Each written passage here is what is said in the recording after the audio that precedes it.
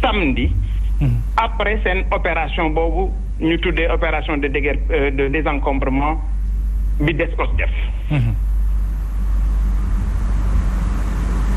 panneau publicitaire yi bu baree biir Ndakaaru s'il y a un responsable c'est personne d'autre monsieur le ministre que vous.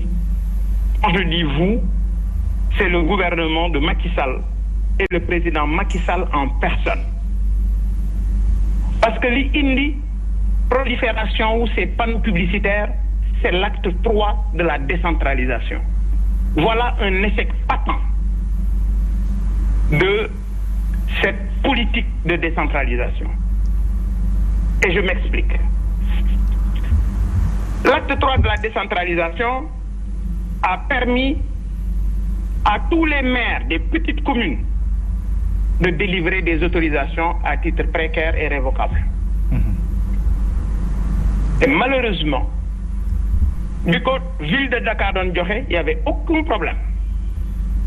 ñoom bi ñu ñëwee ak acte 3 de la décentralisation fi nga xamee ne 4 maires ci Dakar ou 4 maires toute la région de Dakar 4 maires dong ñoo doon joxe autorisation léegi on a 56 maires qui peuvent donner des autorisations da ngay gis ku ko jox xaritam ku ko jox chauffeuram ku ko jox mbokkam ku ko jox am di jàmmam et il y a eu une prolifération des panneaux publicitaires.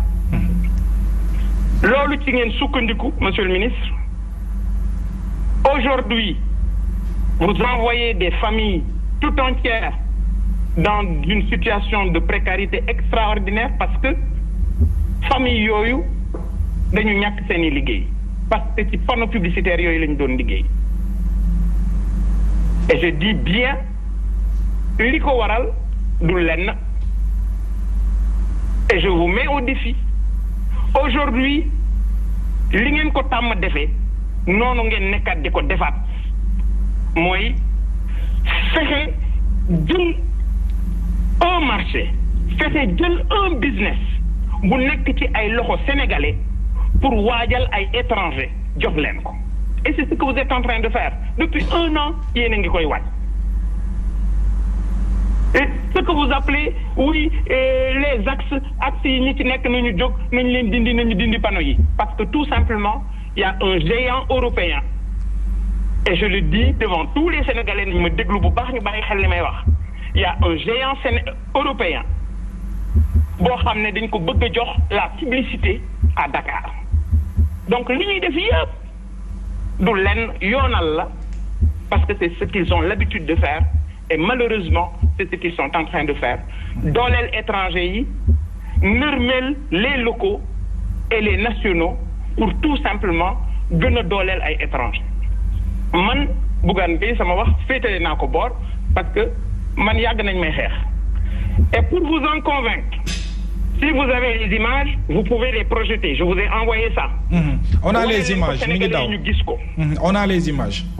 wane leen ko Sénégalais yi ñu gis ko. mi ngi noonu di gis nga ñu ngi koy vendredi bi ñu waxee ne oui Descos lañ koy jox. Descos depuis quand la Descos s'occupe des panneaux publicitaires nañu wax depuis quand 1960 ak léegi mos ngeen gis Descos toppatoo mbirum panneau publicitaire Descos mbirum suuf lay lijjanti mais comme xam nañ ne la situation bi ñu nekk c'est une situation tendue et une situation à la limite très sensible ñu ne wuy nañ ko jox Descos pour meubler ko je dis encore une fois c'est faux et c'est pas vrai bu ñu jàkkaarloog Sénégalais yi nañ leen di wax dëgg ce panneau publicitaire que vous voyez là ñu koy détruire c'est dans ma société qui s'appelle Régidac qui est à l'intérieur de la Sodida aux HLM. Ce panneau n'est pas sur la voie publique.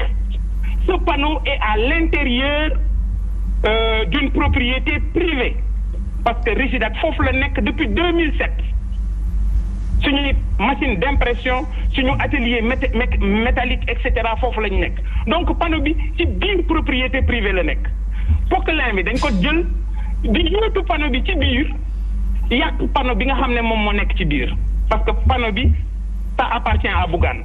Qu'est-ce que cherche le pouvoir de Macky Sall pour que nit ñi bañ a afficher ci panneau publicitaire yi ci artères yu mag yi ci élection yii di ñëw pour que ñu bañ leen a ñeneen ñi bañ a afficher pour ñoom ñu mën a afficher.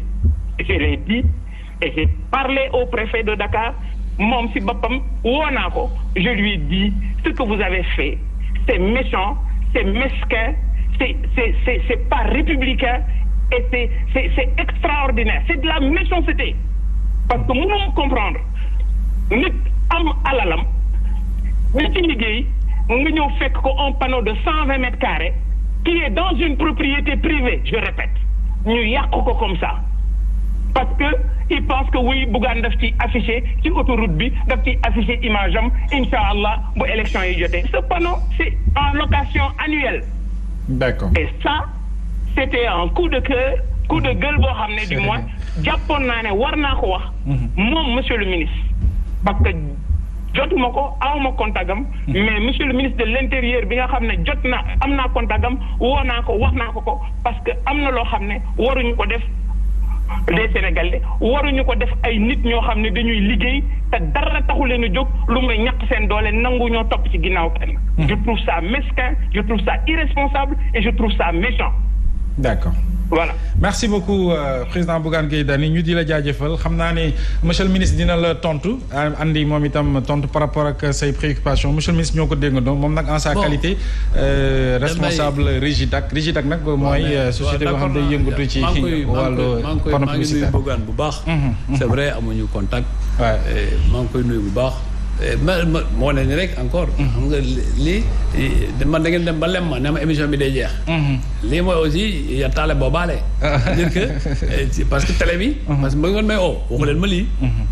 xam nga loolu tamit dafay wane signe de démocratie. tout à fait c'est-à-dire que bu ngeen waxum leen ma ni mais ngeen may ne résumé ne mën naa gaaw. après bu ngeen xaarloo ma 5 minutes. ba nga xam ne acteur la parce que télé bi moo ko moom. loolu tamit xam nga nañu waxante dëgg rek. xam nga man. ragaluma contradiction. ragaluma opposition. mais bu ngeen ñëwoon ne ma Bougane day ñëw fii ñu débat. mais ma xaar ba nga may tënk ngeen may ne gaawal ñu résumé. mais ça c'est pas ngeen may ko mu wax bu mu géex. loolu c'est l'état d'esprit des gens. bien sûr. c'est important c'est quand même une question de culture démocratique. beneen bi ak lu ñu mën ta wax. xam nga mu ne moom d'abord moom moo tax ñu koy def. Sénégalais yëpp xam nañu man xaw ma ko am panneau ak ko amul panneau. xaw ma ko li ma xam mooy lii dafa am pollution visuelle.